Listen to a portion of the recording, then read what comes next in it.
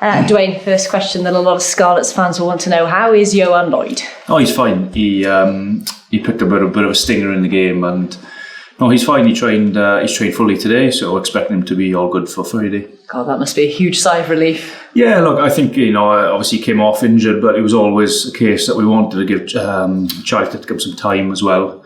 Yo's been playing a lot of minutes, and I think that he had the knock, so it was the right time to make that call really and to pull him off. So no, we weren't too concerned post match. Even during, he was all good. It was just a little stinger, and it can linger, those things. So it was get him off, and no, he's all good. Good, that's good to hear. What was your looking back now on the performance out in Castres? What did you make of it?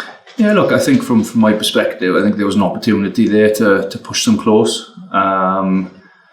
And I think that in the end, I think their power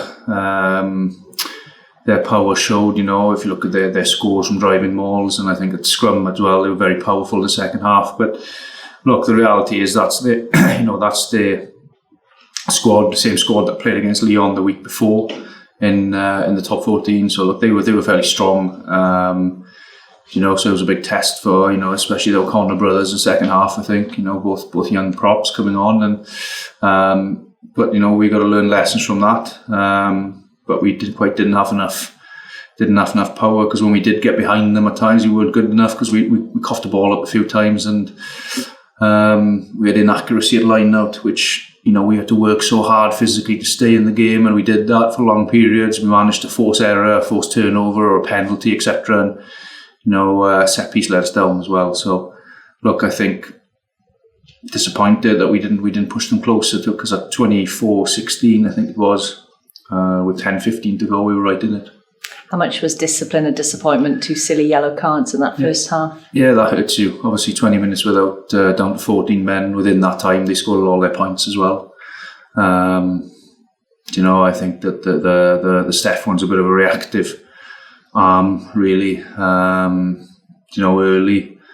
and the Kieran one, obviously, he's on the floor. He's not, he should know that he's not allowed to play that. It was open play, so obviously he's just a bit of an instinctive thing. But those type of things hurt you, especially when you try and put a leg in the game or foothold in the game early, and all of a sudden you're 7-0 down straight away. And I think we have to eradicate that, because that happened in Cardiff as well, and it happened in Leinster to us. I thought Ben Williams looked bright. Yeah, he was good. Excuse me. He was good. He was physical. He's got a lot of edge about him as a player. I think there's a lot of learning to do for Ben, but I do like him. He's got a bit of physicality, and he got a little turn of pace as well. We saw that in the line break just before half time, where he got behind. So I think for someone like Ben, he loves it, and I think that it's a good story for us as well. Bringing him from Aberavon via Gilfach Goch, really. He's one that is really flourishing as a pro rugby player, and he's making the most of it. Black Lion this Friday, pretty much Georgia's team. It's going to be a stiff challenge. Yeah, it is, and we spoke about that this morning. I think they had 10 internationals in the squad last week. 10 who played in the World Cup as well, and Wales obviously faced Georgia in that World Cup. It was a pretty stiff game, really. We're in a tough game, so I think that it's going to be a big challenge. Physically, it's going to be a big challenge for us, and we expect that. We've looked at them in detail over the last week or so. You don't really know. Obviously, the Gloucester game was a big telling one for us, and albeit the weather wasn't great out there. You can tell that they take pride in their defence and they're physical and want to get numbers on feet. So, look, it's going to be a big challenge for us, but we need to approach in the fact that we need to move the ball around and keep them guessing, really. We know Ioan is fit. Then any other injury concerns, and is anybody due back? So Viper Fita will be back this week, as with Alex Craig. They're available for selection. Unfortunately, we lost Carwyn Tupolotto to a shoulder on the weekend. So in terms of Yo's being okay, Carwyn wasn't okay. So I think he'll be short to medium term, a couple of weeks, I think, with a shoulder injury. That's a disappointing one for us, obviously, because I think the back row numbers are very scarce at the minute for us, with Josh, Dan, Carwyn and Tain being out as well. So it's 4 of our front liners out. But look, that's it's where we are at the minute, unfortunately, and we have to ride it, and it's an opportunity for someone else to step into that space. For sure. I was at Ospreys on the weekend. Not a great crowd, 3,000. I think something similar up at the Dragons. Is that a disappointment for European games at home? I think so. I don't. I think this time of year as well, there's a lot of things going on, isn't there? But look, we need to, the Ospreys had a good win, so the 3,000 would have been happy going home, and you'd hoping that type of win, if we can do the same this week, then you're hoping that just builds and builds as it goes on. I think this competition last year for us was a good one. The buy-on game here, there wouldn't have been much more than that, but we sold it out by the end, close to sell out by the end. So I think, look, you need to get through these rounds, and that's down to us. We need to perform, and I think that that's all I can say on that. I say we want people to turn out, but we need to provide them with with a good occasion. We haven't had too many games at home this year. That was our fourth game away from home on the run. So we've had 2 games at home. We've had decent crowds for those 2 games. So hopefully there'll be a good crowd here on Friday night. You seem to be going well at the moment. Happy with your form? Yeah, I think for me it's just playing regularly and consistently. I've had troubles in the past with injuries, so that for me is a big focus, is to just be consistently fit and playing, to be honest, and form on the back of that. Hopefully that's a part and parcel of that, along with confidence as well. Yeah, that was going to be my next question. You haven't had a great deal of luck with injuries, but as you say, the more games you get now, the better you go. Yeah, and it's taking learnings from each game, taking that into training. That's us as a team as well. Plenty of lessons, individually and as a team, to turn the results around. You mentioned confidence there. Are you a player that, does your confidence ever get low when you have bad results? Yeah, I tried. It's easier said than done. I try not to let it as such. But just on the back of what I said, really, I think the confidence comes with playing regularly, seeing where you are with certain individual things. I won't go into specifics, but picking up from the last game, you're only as good as your last game. As I said, for me individually, it's doing my rehab stuff and staying on the park. That's good to see you fit and playing well.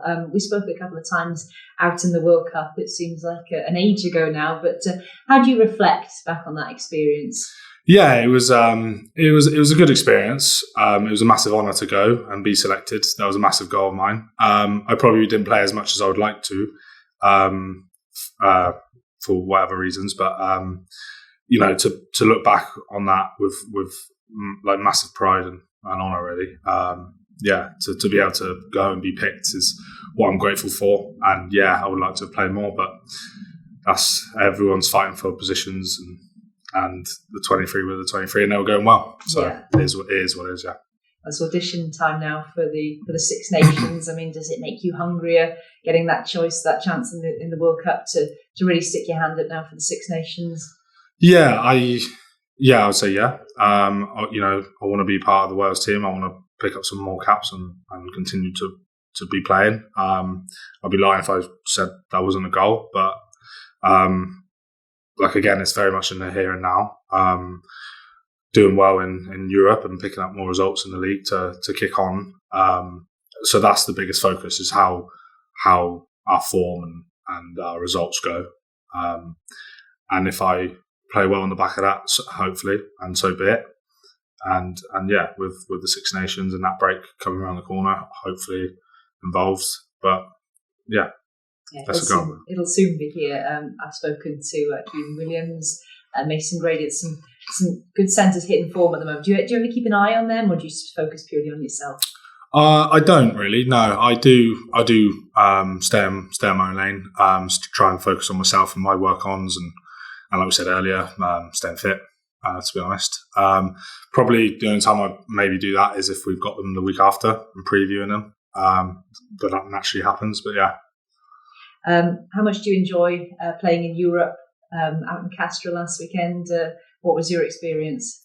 Yeah, I love playing in Europe. Obviously, there's good memories from the end of last year. We're getting to the semi-final, and so hopefully we can do that again this year. on a different day, on a different occasion. I think there was a good opportunity to win out in Castres. And we got another chance now against Black Lion at home. We haven't played at home for a while. To be able to pick up a win there and continue some form and get back to winning ways, to transfer that back into the league as well.